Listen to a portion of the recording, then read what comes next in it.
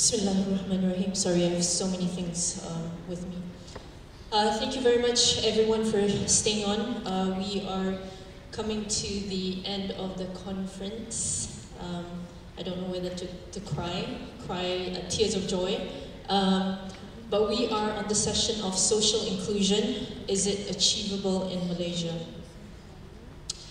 I think for the very first question, I will open it to Bhargavi. Bhargavi, as we know, very much on your work with Bapu Trust and also TCI Asia. You talk very much in line with Article 19 of the UNCRPD, where we talk about living independently and being included in the community. So my question to you is, if you can probably shed some light on how the works of Bapu Trust and also TCI Asia move towards adhering very much to Article 19 in helping Malaysia moving forward on inclusion itself, including people with psychosocial disability in Malaysia. You would like? Yeah, very much.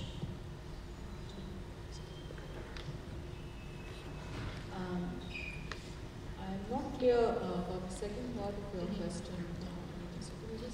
Yeah, more of the situation in your country when you first started, and in Malaysia adopting it moving forward. How do we do that? From that? Yes. Thanks for that. I think, like I said the other day, CRPD is the frame for the future for our inclusion. And it's really important that we get into that frame, whatever little we know about it, as soon as possible. In my country, the mental health professionals pretended that the CRPD does not exist for a very long time. They refused to engage with us. Malaysia, that's not the case. You have very many mental health professionals trying to engage with MIASA and other organizations. So the platform for dialogue is very much there.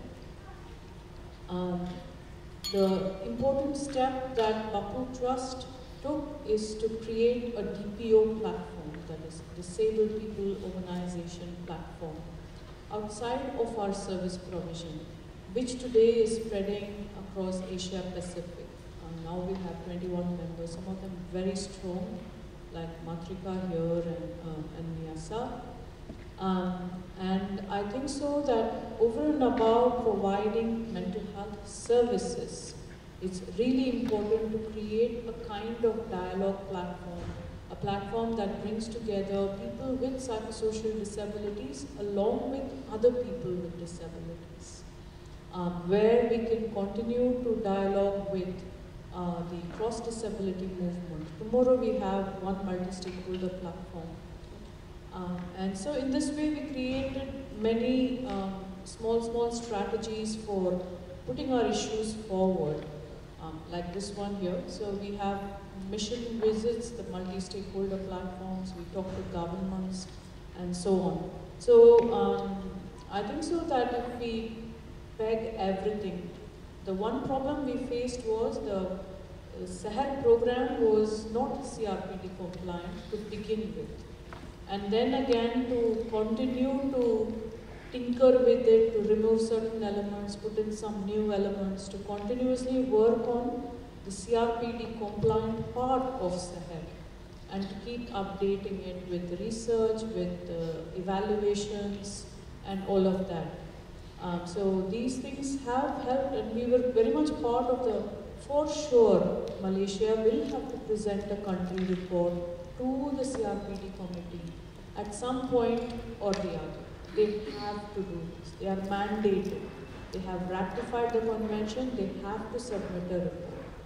This is the best part of CRPD work, when you really have the opportunity to knock on the doors of the cross-disability movement knock on the doors of the policymakers and really put forward data, arguments and reasons for your inclusion.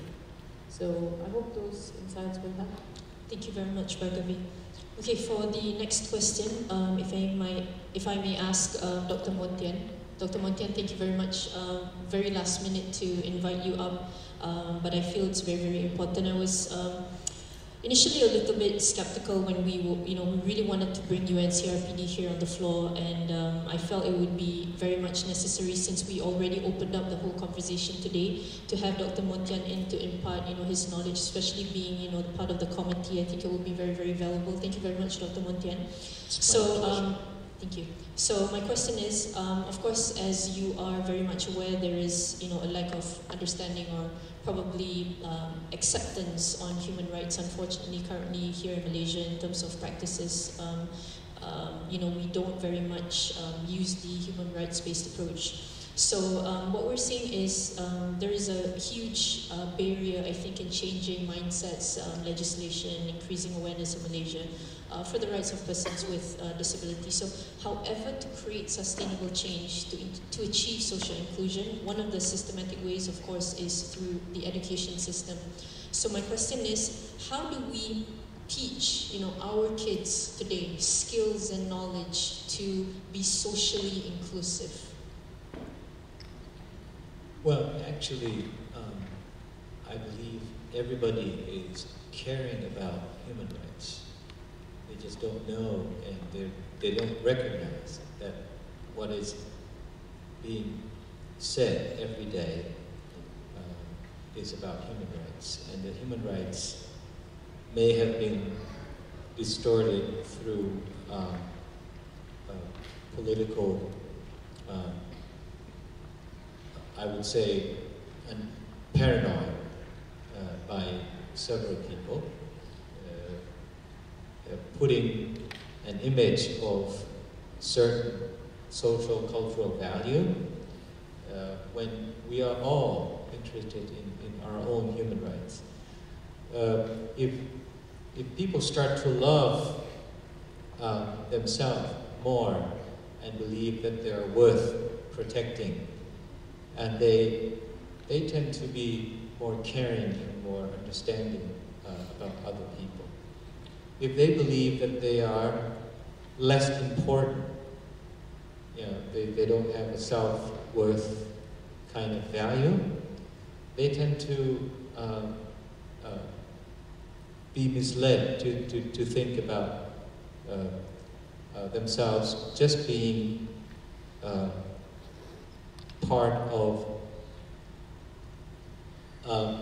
the collective beings that may not be of value. It means that the social being has nothing to do with the well-being of individuals, and that's I don't think is a natural feeling for everyone. So I think if we begin by encouraging everyone to think about themselves as being important and part of the greater importance, then they start thinking about human rights. I mean, this is a simple approach to being part of the human rights movement. Looking at themselves and care for their individuality, and not as a separate individuality, being an individual as part of the whole spectrum of the society, as part of the greater important part of the society. So in that case, they will start to respect themselves, and by respecting themselves, they respect other people as well. If they don't think of themselves as a valuable person, as a valuable being, they tend to disregard other people as well. So I think that's, self-worth is probably something that is to begin with when if we want to start thinking about human rights. It's very close to us, very near us. It's part of us.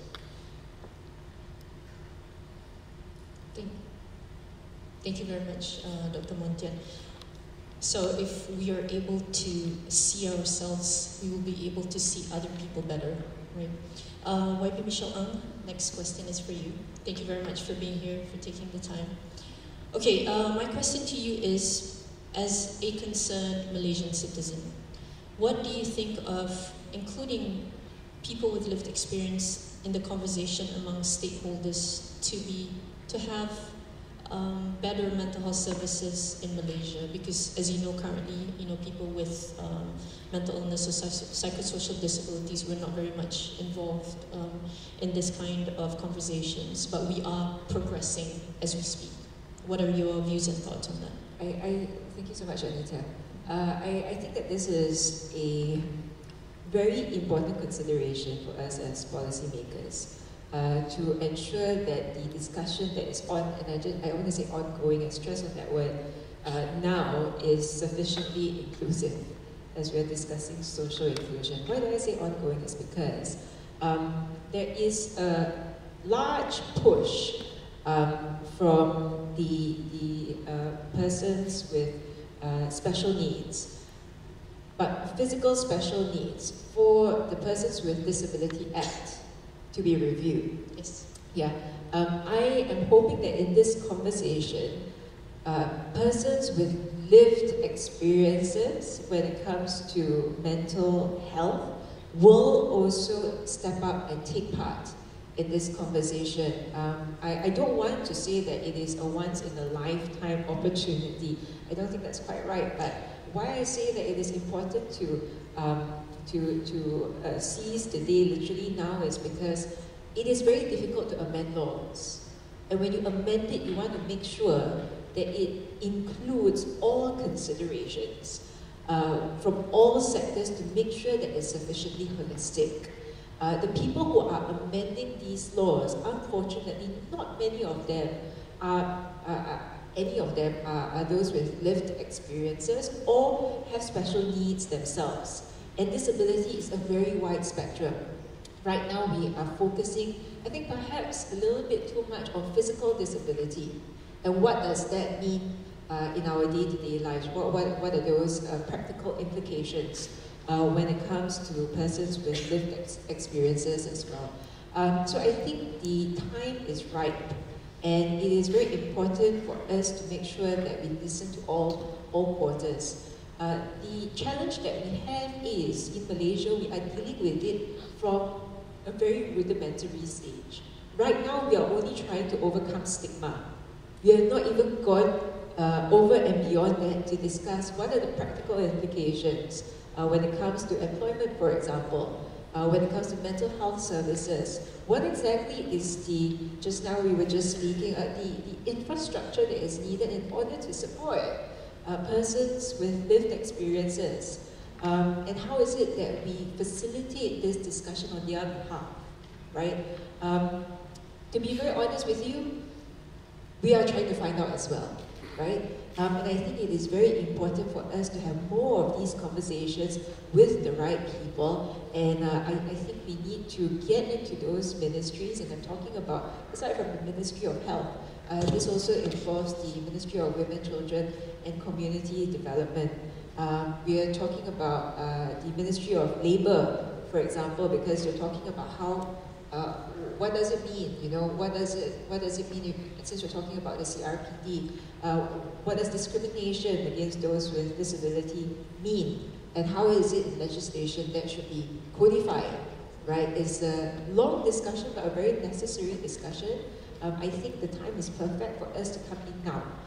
And I hope that our community, especially those with mental health illness, won't miss the boat, because we really, really need to hear from you guys. If we don't hear from you guys, we really don't know what is it that we need to improve or how exactly we need to improve it. So I hope we really do not miss the boat. Yeah. Thank you very much, YB Michelle. Excuse me, can I jump in a little bit? Please, Dr. Mungkin. Yeah, I think in Thailand we also face the same problem, except because in the year 1991, when we start to have our Rehabilitation Act in force, at that time the educational sector, together with parents of children with mental health conditions, especially those with education, special education needs, and together with the disability movement, saw the greater potentials of including those with psychosocial disability as necessary in order to put more pressure on the societal change. Even now, we still have the Mental Health Act, which contrasts to the main disability rights law, which is interesting. It's developed in parallel, even though persons with psychosocial disabilities are already included in the disability rights law. The Mental Health Act is going almost contrast. So leaving out some people outside disability rights protection, and that is, it's very sad to know that. We're trying to make changes to the mental health law as well. Thank you. Thank you very much, Dr. Montin. Thank you very much, YB Michelle. It's very interesting to know that we're trying to amend the Persons with Disabilities Act, because it was done in 2008. And also recently I heard from a doctor saying that we are also looking at amending the Mental Health Act in Malaysia. Mental Health Act was actually done in 2001 here in Malaysia, Mental Health Regulations 2010, without the involvement of people with lived experience and also caregivers. So I feel that we are heading in the right direction. Alhamdulillah, very good. Okay, my next question is for Joan.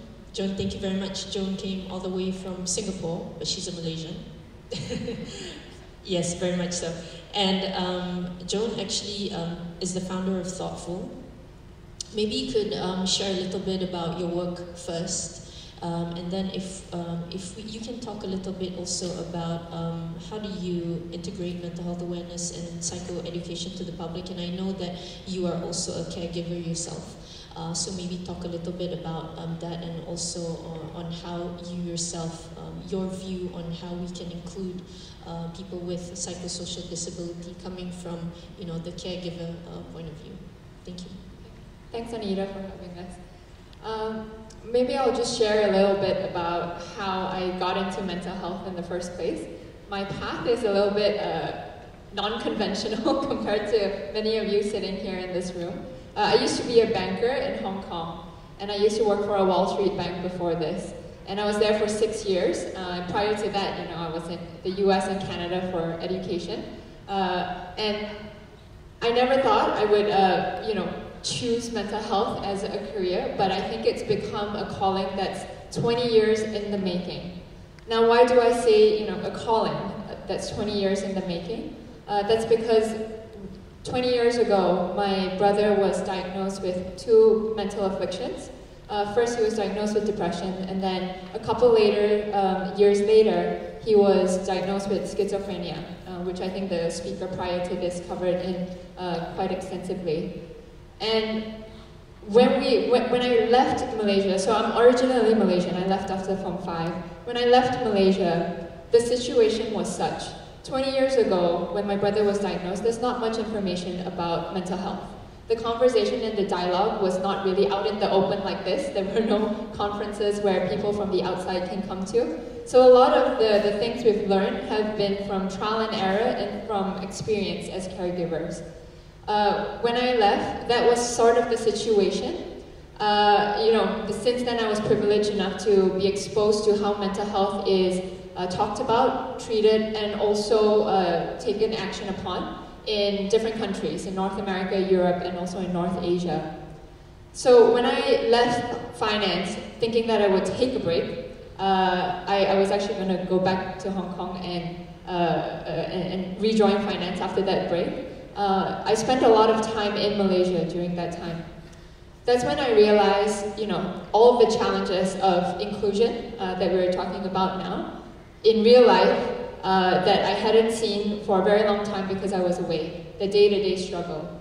Until today, it's very hard for people like my brother with psychosocial issues to re-enter the workforce sustainably?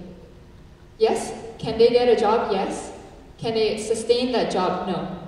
The reason for that is because there's an acute lack of understanding amongst employers as to how to deal with it.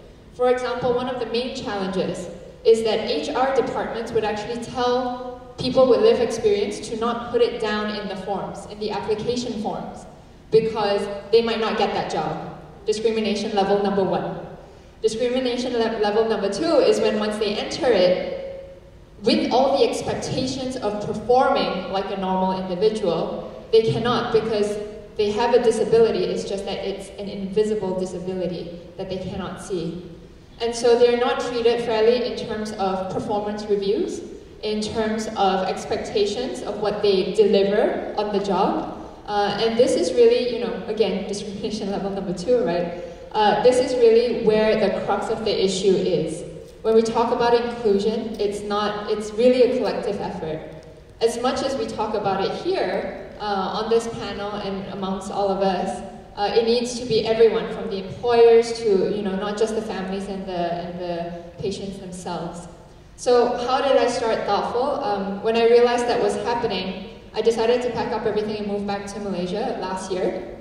And I founded a company that really is I guess you can call it a health tech company. There's a lot of tech involved in this company. But we're trying to make more mental health services more affordable and accessible. That really is our mission. Our vision is to make mental health as aspirational as physical health. One of our main focuses right now is on ThoughtFull Chat. ThoughtFull Chat is a mobile chat platform that connects users to certified mental health professionals. And these can be counselors or psychologists or psychiatrists. Everything is done through text messaging first, because why did we choose text messaging? Because stigma is a very big issue. This is a low confrontational way to get people into the door. Why we're doing this? We want to really make it as commonplace as going to the gym 3 times a week. If everyone knows the saying that, if you want to lose weight, you want to be fit, you want to, be at the top of your physical health, you need to at least exercise 3 times a week. No one ever says that for our mental health. What do we do for our mental health? How do we exercise our minds? And this is where, we're really trying to have our professionals who are on board with us have a very proactive approach, not just, engaging clients when they're already having mental health issues, but really even before that, encouraging them to build strong resilience, encouraging them to have coping mechanisms that will enable them to really, make sure that they don't get into a place that they cannot get back out of, right? So really that's, I guess, the summary of what we do. Inclusion for us, I guess, is in terms of education. We have ThoughtFull education as well. That's what we started off with. The education we do is really on, how to manage stress, anxiety, and also depression. But we're very much focused on educating the people who are not, so on the preventive scale, people who are not yet diagnosed, but who might not know what their current levels of stress or anxiety or depression are at. So we do a lot of education there. And how we follow up with them. We don't want to just do awareness and education. We wanted to take it to the next level, and that's where ThoughtFull Chat comes in. So once we do the education, that's where we get people onto ThoughtFull Chat and encourage them to exercise whatever content that we were sharing with them, exercise it, and apply it to their daily lives. Yeah. Thank you very much, Joan.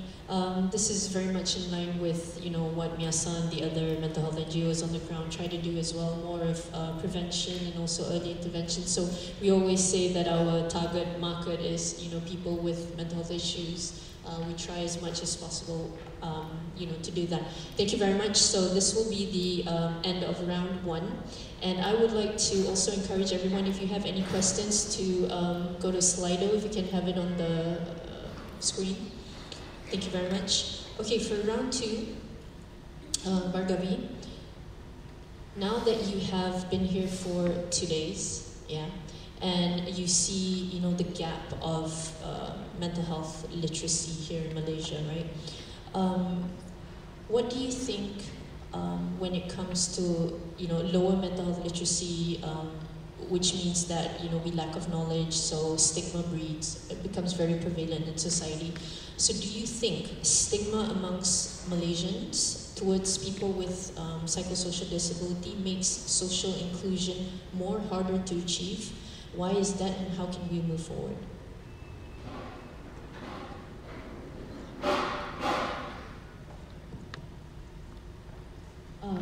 Among all the medical subjects, I think the mental health subject attracts a lot of exclusion and stigma. And I don't want to beat the drum about colonialism again, but it is very much there. We don't have an anti-gynecologist movement or anti-cardiology movement, but we do have an anti-psychiatry movement, and for very good reasons. So in early times, TCI, one of the earliest conversations we had, and Matrika was there, some other friends were there at that time. So it was 2012-13. We had a discussion whether we want to identify as persons with mental illness, or as persons with disabilities, or as persons who are users and survivors of psychiatry. And then we decided that both persons with mental illness and persons who are users and survivors of psychiatry are well within the medical model. If you enter the discussion through any of these terms of the medical model, you will not get very far. The maximum we can do, and we've done that for many years in India, maximum we can do is, okay, we want better medicines, we want early detection, we want prevention, we want promotion of mental health. So this is how far you can go. And this is true not just of medical treatment for mental health, but for all medical treatments. If you were treated for diabetes, for example, you will go to the doctors for medicines, but you will not ask for social inclusion. The doctors won't advise you on social inclusion if you're a diabetic, because that's not their job. So don't ask things of doctors which they are not able to give you. And so then we move to the disability framework. There you can ask for inclusion, because you have many opportunities today within policies, within the disability legislation, where you can open up many doors. In the CRPD, Article 25 is only one door. It's the Article 25 on health, which puts up a very strong claim and provision for free and informed consent, but it's still only one article. Step outside of Article 25 of the CRPD, you have another 29 articles on different kinds of, including social protection, standard of living, right to life and liberty. We have many articles. Cultural, sporting, right to family. So you have a number of other things available in that particular document.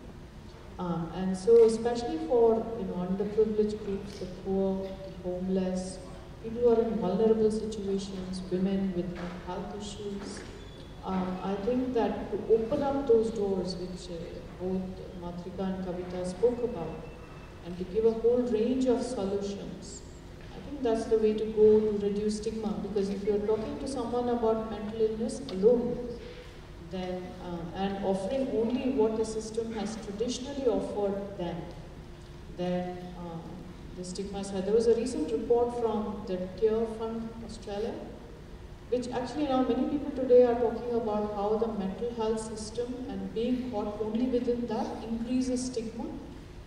To be on medication, to go into a hospital and coming out, and we face that also in our community work. Someone who goes to the hospital and comes out, or is on psychiatric medication, faces higher level of stigma than someone, say, who's going to get an Aadhaar card, the national identity card, or who's going to get his or her rations from the food store.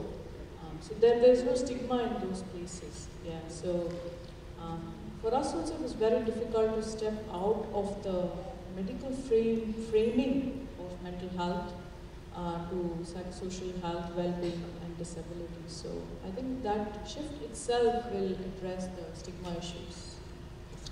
Thank you very much, Bhargavi, for that insight. Dr. Montian, my next question for you is, what do you think the public and the government must change in order to achieve social inclusion? Well, I'm a politician myself. I think in politics we would like to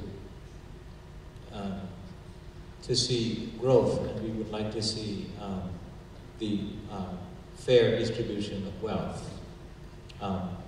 Inclusion doesn't mean only words. I mean, inclusion is economic empowerment, social, it's something that contributes to the growth and development of the society. If we're thinking institutionalization, separating people from the mainstream community, it's going to cost a lot of money. And can you imagine some people waiting for, food to be delivered, earning no income, but only spending the tax money? And that could be a very worst case scenario. Many of us here may be just typical middle class, earning income. But if you are thinking, supposedly, there are people with psychosocial disabilities that have been put into psychiatric facilities and could never come out to see the society. There are many more people being left alone in the hospitals like that, and they're ending up using only tax money. So inclusion is to give people opportunity to exercise their power, to free themselves from being excluded, from making contributions. If we have no one to waste. I remember one of the most popular political figures 20 years ago, although he was almost impeached. He always said that we have no one to waste. I think this is quite true. We have to see productivity from everyone. We would like to see creativity, productivity, contribution. We want to see the dynamism of the society. That's why we need inclusion. It's for the benefit of all people. It's for the benefit of the society, because the society is the sum of everyone. The society does not stand alone on its own.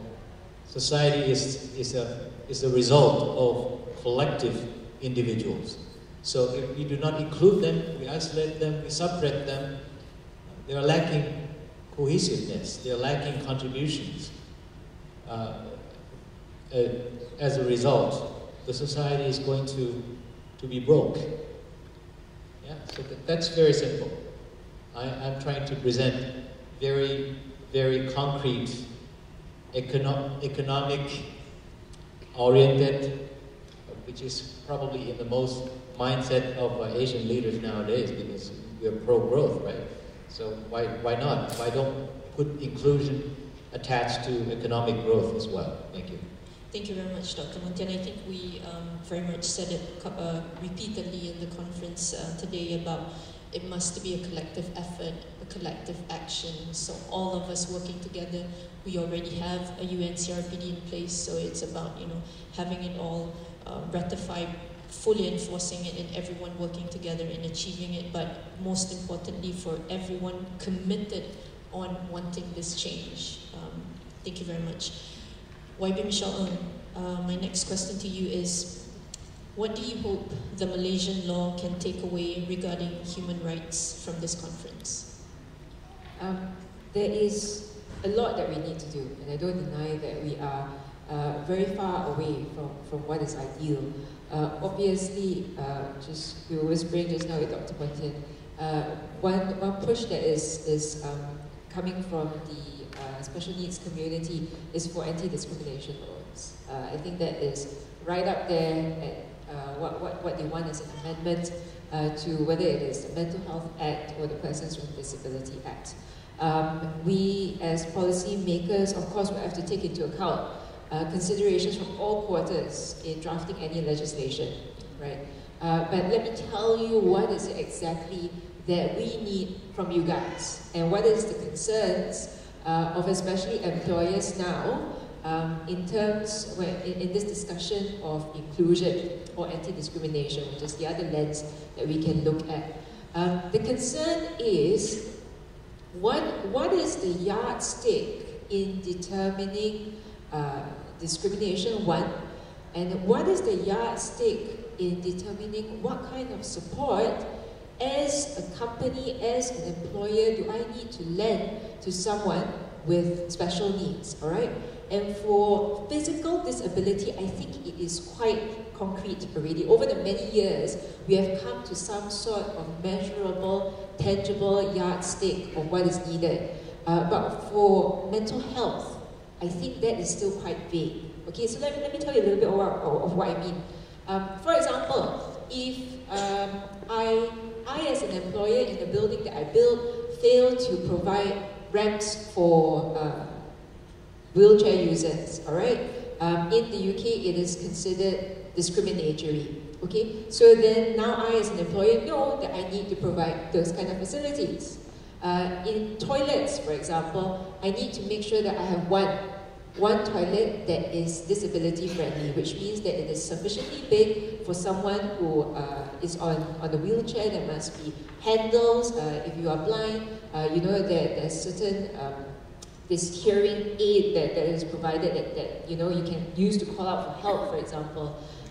If I fail to provide parking lots, right, for persons with disability sufficiently close to the entrance, then I might be considered I might be considered discriminatory.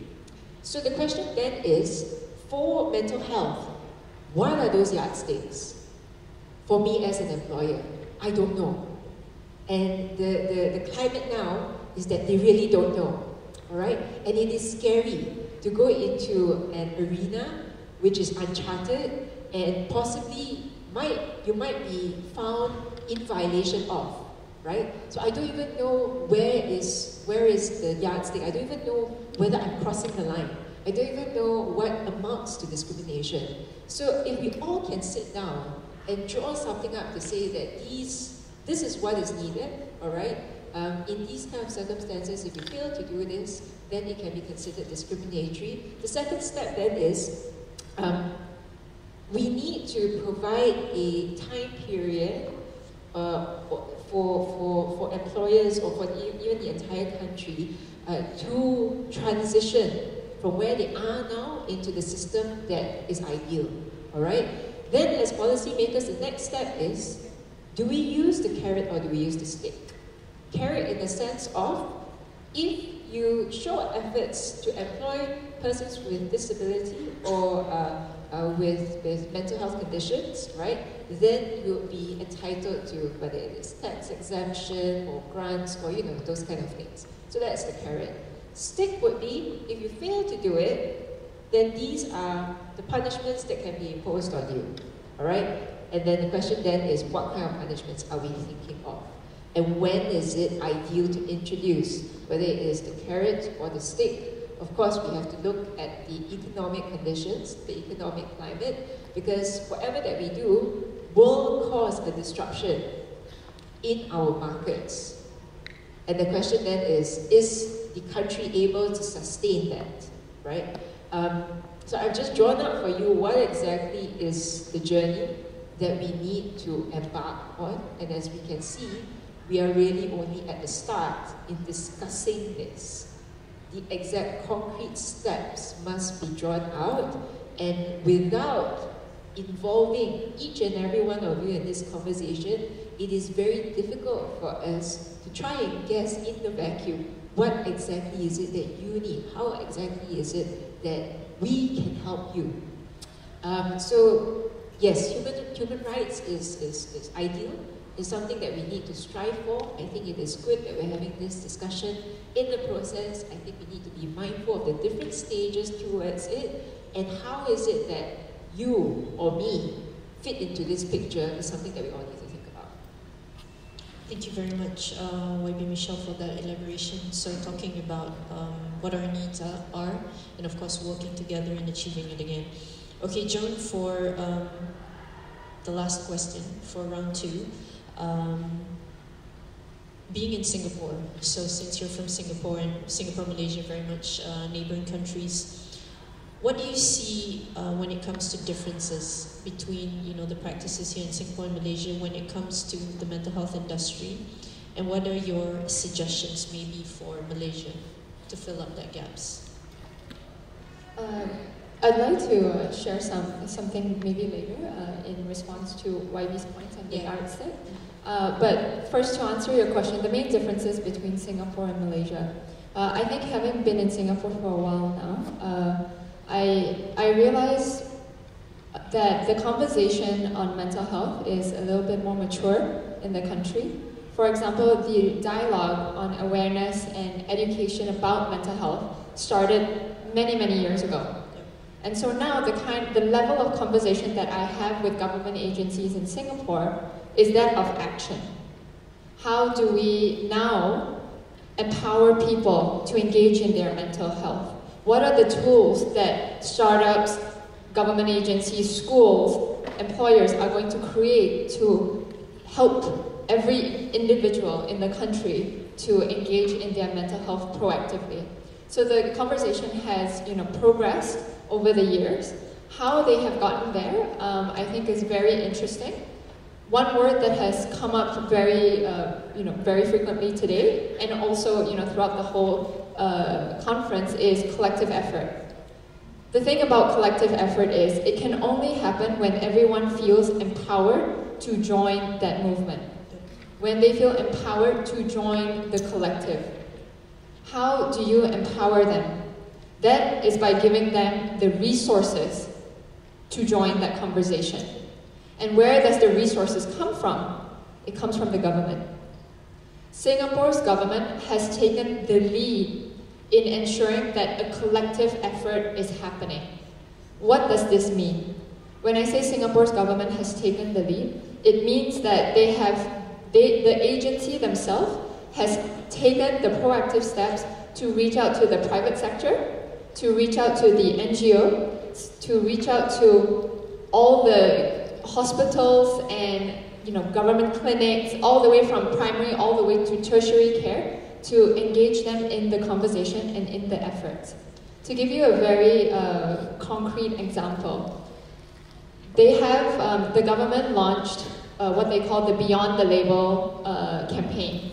This is not unlike what our MOH has just launched, which Let's Talk Minda Sehat. They started this last year. They launched it last year, and it was a full almost a two-year campaign where many initiatives across all sectors, private and public, were organized.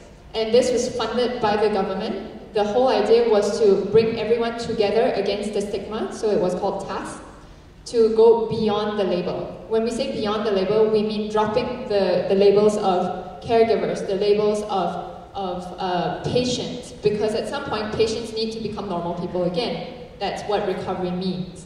So this was a campaign that was 2 years running. They engaged all sectors, and it culminated in a huge event, not unlike this one, in the Marina Bay Sands in October of this year, in conjunction with World Mental Health Day. This is a very different conference from one of the conferences that we have here too, MCPM, that is mostly targeted for the medical industry. Instead, the IMH, so Institute of Mental Health, which is the biggest hospital in Singapore, together with NCSS, which is the National Council for Social Service, it's the equivalent of the Ministry of Women and Development here, together with the World Psychiatric Association, the Singapore Psychiatric Association, and also Jardine Matheson, which is a private corporate company based in Hong Kong and Singapore. They got all these different players to put together a huge conference, brought everyone in, and the most interesting part was that it was a diverse group. Of the 500 delegates and all the tracks that they had for presentations, They had people from the medical field, they had people from the government field, they had people who were patients, who were caregivers, who were recovered and not non-labeled anymore. They also had corporate insurance all together in one space. They had a huge hall where they brought all the grassroots organizations to have booths as well, so that everyone was part of this collective effort. How was this made possible? The government took the lead. Yeah. And one thing, is it okay if I please, address the point that YB brought up about what is the yardstick for mental health? So at this conference in Marina Bay Sands, I actually presented on adapting corporate mentorship principles for persons in recovery. How did this come about is because I'm based in Singapore, but my operations team is actually in Malaysia. So I hire mostly out of Malaysia. And of my hires, I have inclusive hires. And these inclusive hires are people with, who are going through their own mental health journey. I won't call them patients. I won't call them people who are disabled. I would just call them people who are going through a journey, because we all have varying spectrums of our mental health journey, regardless of who we are. What race, what age, it doesn't matter. So my yardstick for measurement coming from the corporate world was very performance driven, right? So for me, at the end of the day, it needs to make sense economically.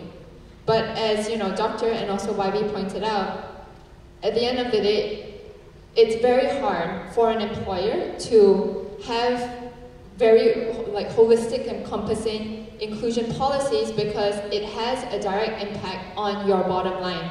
And for a startup where resources are scarce, that is very, very important, how we manage our resources. So when I decided to hire this person, who is my first hire, by the way, a person who is experiencing depression currently on medication, and also severe anxiety. When that person first met me, I think she was struggling very hard to actually hold it together, because social anxiety meant that being face to face with a person was very difficult, which means that an interview itself was very difficult. So I'll share a little bit about what was presented at MBS in that presentation. I basically took corporate mentorship principles, which was what I experienced as, from a junior banker all the way to middle level, from my own mentors. We always had check-ins, regular check-ins. We always had very goal-oriented type things to work towards. But of course, this was all business-related. So how did I adapt that to a person in recovery when I decided to hire her?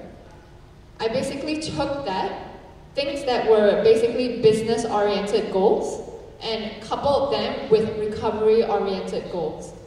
So I combined them together, and instead of saying by by first quarter, second quarter, third quarter, this is the numbers we need or whatever it is, it was that. In addition to, I want to make sure that you have worked on this fear that you have talked about. You have a fear of driving. I want you to take proactive steps to make sure that by Q1, this is something you have achieved. And if not, at least try to achieve. And then by Q2, basically breaking down everything that we would do in a performance review, and basically include a recovery plan into that performance review. So essentially, that's what I guess the yardstick was that I used. The only reason why I did this was because I only had my own background to rely on, so that was my gut feeling. Later on, with the mentorship of Dr. Kadir, actually, I realized what I was doing was actually IPS, which was individual placement and support, which is really a place and train model as opposed to a train and place model. So in the field of rehabilitation for persons in recovery, a lot of the times, rehabilitation happens where they have you in an enclosed, controlled, safe environment, which is very unlike the reality of an employment context. They train you in that safe space, give you all these skills that they think you will need, and then place you. So they train you and then they place you into the employment context. What happens is, and this is something we see all the time with my own sibling, right? What happens is once they go there, the reality of what they are facing is very different from the cocoon context that they were trained in. So then what they find is that their coping mechanisms are actually not sufficient to handle the stress that comes with it in this new reality. So then, you know, it becomes a negative cycle. They feel like they cannot perform, they feel like they cannot be in this new reality, then negative self-esteem comes into place, they get beaten up by themselves or even by, you know, the people who employ them because it seems like it's underperformance, and then they go into this loop, and then they get unemployed, and then they go back into the cycle of training and placing. Instead, I guess what we have done, and the only reason why I've done this is because I didn't know about a train and place model, was to place them and then train them. So I hired her first, right? And then once they're in this real context with real deadlines, real clients and workshops that we need to run with, real events with hundreds of people coming, and all the organization headaches that, you know, everyone is very familiar with. All of these are real world contexts. We put her in this situation, but then make sure she has the right support. So psychological safety is something that we practice a lot. Well, psychological safety is basically a theory or a term that was founded by a professor in Harvard. And this is essentially creating a safe space in your work culture where making mistakes is safe, is okay, because then you're, you know, encouraged to take a risk, and also making sure that people can always ask questions. It's really that's what you call inclusive culture, right? And so giving that situation where she's allowed to fail, but fail safely, and also giving her the coping mechanisms that are really relevant to what she actually has to do to perform, to basically do her job. So everything you see on our Instagram for our company is done by someone who is going through her own journey. You would not know this because it's done very well. And the only reason why this is possible was because of, you know, this IPS model and also the whole culture of psychological safety. So yeah, to answer the question about yardstick, those were, I guess, how we did it as an employer. Thank you very much, Joan. I think that was very helpful, and really what you're currently doing is what we call here in Malaysia supported employment. Yeah, basically that is what it is. So we place and then we train, and I think it's also very important, one point that in what you just said is you don't lower the standards, but you actually support them in the workplace, which is Dr. Montian, yes. I'm very excited to hear what she had to say. Yeah. In the disability movement, and right now we're teaming up with business, we call it inclusive business model. And actually we're going beyond rehabilitation, we're going beyond special needs education, we're going towards true inclusion. This is done because we have a strong, this region has a strong economic power, even though despite the fact that we are facing difficulty, I think it's still an emerging century for this region. So I would love to see ongoing process of this inclusive business, and I believe Malaysia has a strong kind of community-based strength already. So I think it's not too difficult to incorporate this thinking, mentality of inclusive business into this attempt or effort to achieve social inclusion. If I go to America, I would not talk about anti-discrimination because I think they have been over-focusing on anti-discrimination already. I would talk more about community-based solution. But since I'm here, I keep talking about anti-discrimination because I think this is the point that we're weak. Yeah. So we need to keep balance between community support, inclusion, and anti-discrimination. It has to be balanced. And I'm very glad to hear that business is welcoming us into that workforce. Thank you very much. Thank you very much, Dr. Montan. I think it was also very interesting when you spoke about the US when it comes to the workplace, because, you know, I studied in the US, and when I was looking for jobs there, you know, in every single job advertisement at the very bottom, they will say EOE, EOE. It's actually equal opportunity employment. I never understood it until, you know, I got the illness 6 years ago. I was like, this is what it means. You know, in Malaysia, people are continuing being discriminated in the workplaces, but in the US, every single job advertisement has it right at the very bottom. Bhargavi, I know you want to say something. No? Okay. I saw you. Okay, all right, so for Slido, I think we are at the end of round 2 and we don't have very much time. So I'm just going to give everyone probably 1 minute. What message do you want to send across to the Malaysians here as the end of not only the forum but the conference as well? Just 1 minute if possible. Bhargavi, maybe you want to go first. Well, we from India share a lot of common frameworks with Malaysia because we come from the Commonwealth. I wish for Miyasa that they have lots and lots of resilience to ensure that persons with such social disabilities are included fully and effectively within the Rights of Persons with Disabilities Act that is coming up here in Malaysia, so much so that they will not miss any mental health act, because in India that's what we fought for and what we did not get. The Mental Health Act is pre-CRPD, it is pre-human rights. The different formulations of it came just after the World War.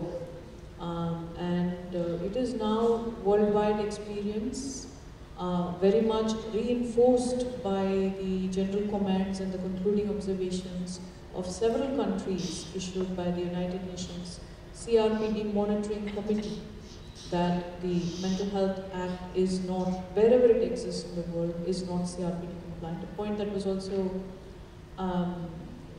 raised by Mr. Montiam just now.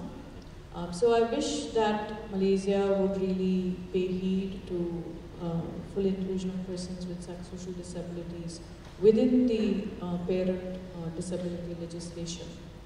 So I think if there was one wish, then this would be it for Malaysia. Thank you very much, Bhargavi. Please give her a big hand.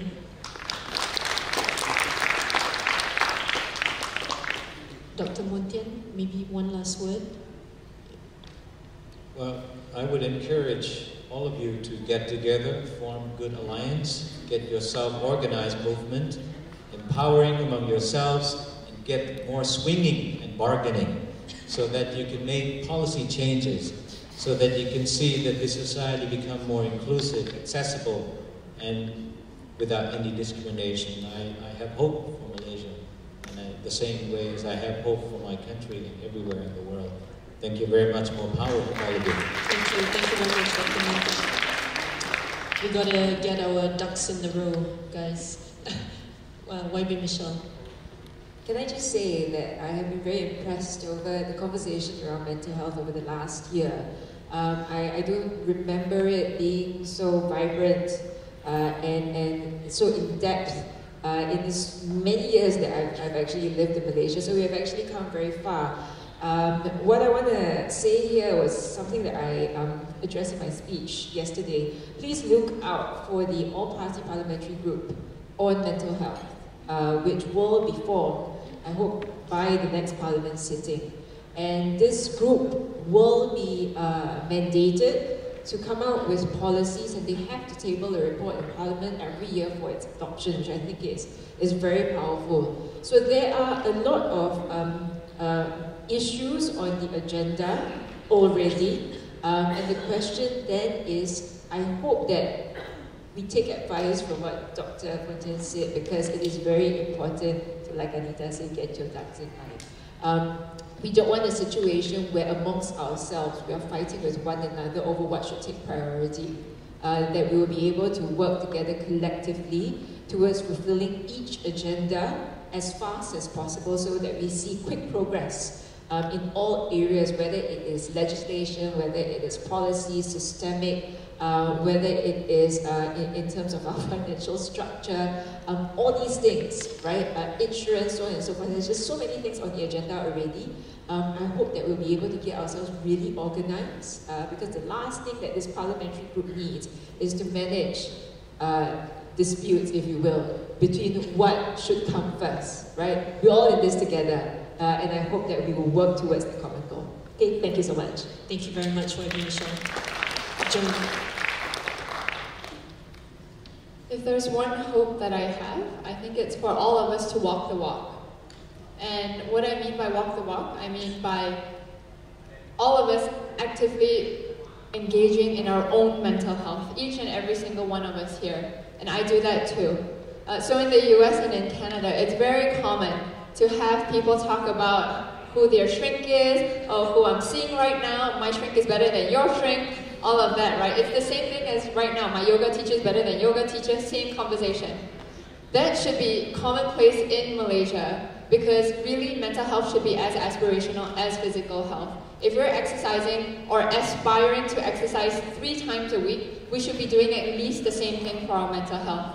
So my question to all of you when you leave this conference today is, 1, what are you going to do to engage in your mental health more proactively? And 2, when are you going to start? Are you going to start now, or are you going to wait until it's too late? Thank you. Thank you very much. If you can just go to Slido, if you can take, we will take 2 questions from Slido, if that's okay with everyone. Yeah. Okay, so at the very top we have with 5 likes, may I know what is the inclusion criteria for psychosocial disability? Who would like to take that? Bhargavi? Okay, Bhargavi, yeah. Well, the inclusion criteria for psychosocial disabilities is the same as for anybody else. They should have jobs, they should have access to education. Many people with psychosocial disabilities fall out of the education system when in high school or early college. So there must be the opportunity to, for them to get back into the education system. That level of reasonable accommodation must be provided to them. Multiple forms of communication is a very important part of inclusion. Many of us, somebody said very rightly that they lost their voice, and this happens very often other than body symptoms, all kinds of breath-related problems, anxiety, and all of that. Emotional overwhelm, so these are very common. So people do not always express themselves in words. So one of the key elements of the CRPD is to have multiple ways of expression. And we've heard it again and again, arts and creative expression is a very important alternative and augmentative communication for persons with psychosocial disabilities. This must be made available in, say, workplaces and in schools, where if people are too afraid or anxious to talk, then there must be able to communicate with others through. In Bapu Trust, we often, when people are hearing voices or having certain kinds of extreme experiences, then we use drumming and creative measures, body movement and other measures for communicating with them. Of course, it doesn't end up like, okay, how are you today? No, I'm not feeling so good. It's not this kind of linear communication, but it is communication which brings about connection between 2 human beings. Quiet place, it's another important inclusion. Like in conferences like this, if it was, if it was someone who is feeling stressed out or feeling that they are triggered or they have, so there is a quiet place where they can move away to, so that they feel emotionally safe. And such places could also be made available in, say, in schools or in workplaces and in public places. So there are many such ways that we can build on inclusion criteria. We believe firmly that if such criteria were applied across the populations, then the level of stress, it could also already be a preventive method. Many people will benefit from alternative augmentative communication using creative expression. many people would benefit from having quiet places to retire to, say from a very busy and stressful work environment. Who wouldn't benefit from these places? So this way we build up inclusive spaces in our growing cities. Thank you very much, Bhargavi. Second and last question. With 6 lines, workplace is one of the major contributors to detrimental mental health conditions. How do we integrate social inclusion for psychosocial disabilities at the workplace? I think we answered it here and there, bits and pieces, but who would like to probably take it on? Joan? Sure. I think that's a great question because one of the main causes of stress is really from our work, and we spend about 1/3 of our lives in our workplace. I think it always starts with, when we talk about integrating social inclusion, it really starts with every individual and from the top. Empathy, I think it really boils down to a couple of values, right, or principles, if you want to call it. The first one is really empathy. It's really treating your employees like human beings. So I used to work in a place where we are treated as human labor units, really. We're just a number on a financial statement at the end of the year. But at the end of the day, each and every one of us has our own journey. We come into the office with many different things on our minds. We have our kids, we have financials, we have our spouses, our relationships, our family obligations, all of that together. And I think really it starts with educating our employers about how to have that conversation, how to open up conversations that are usually just work-focused to really include a more humanistic and empathetic topic as well. Because when that starts, then everything else really will trickle down. One, they will realize that, maybe they are a cause of stress as well. They know how to identify it, they know how to communicate it. They also are more open about referring support and providing the support that are needed beyond maybe the employer. So EAP programs, for example, employee assistance programs, for example. That's one way of doing it, but really also integrating it into your everyday life. What are the right communication tools when you're trying to talk to someone about their underperformance? How do we do that without breaking someone's spirit? That is really also something to do with empathy, right? How do we also, uplift and empower our employees to not only, produce more, but also do it in a healthy manner? Because if they're healthy, they can produce more for longer. So really, it makes business sense at the end of the day. I guess I answered that question about how I do that just now with the IPS model, but those are some of the higher level parts, I think.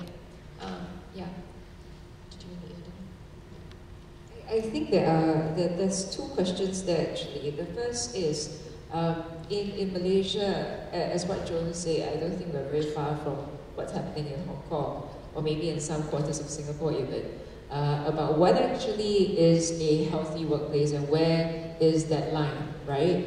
And the question that leads on from that would be, what are the necessary systems within a workplace in order to facilitate a conversation between the higher-ups and also the employees in order to properly communicate what is needed. Because both groups of people, I'm talking about employers and employees, would have different requirements, different objectives to meet, right? As an employer, if I don't bring in X amount of money within a certain period of time, maybe I wouldn't even be able to pay my employees, kind of thing. So what is it that I need from my employees? What kind of outputs do I need from my employees? How do I even manage that? Very fundamental questions, management questions that I think in Malaysia, a lot of our employers are even struggling to deal with, right? And then as a community, as a system, if we do impose additional needs, whether it is social inclusion, whether it is anti-discriminatory, how is it that we provide sufficient support as well for employers so that they too don't become victims of the system? I think it's very real questions that we need to deal with. To be very honest with you, at this point, I don't have the answers. I really do not have the answers. We are in a situation where we're really trying to build everything from the ground up. So I would like to open up this conversation, everyone and all stakeholders, to try to organize this discussion in a way that we'll be able to come out with some sort of healthy output. Because we can talk about one area, just talking about employment and not even education, in employment, and there's really so many things that we need to think about, right? And then the second question then is, in terms of social inclusion, right? If for persons, we don't talk to move away from the discussion for persons with special needs and disabilities, for just regular employees, if we are already struggling so much for inclusion, how is it then do we facilitate that discussion in order to come up with a holistic system so that we are able to be realistic with our resources and also our ability in order to achieve a holistic outcome for all stakeholders. It's something that really, let me be honest with you as a policymaker, we are struggling with it.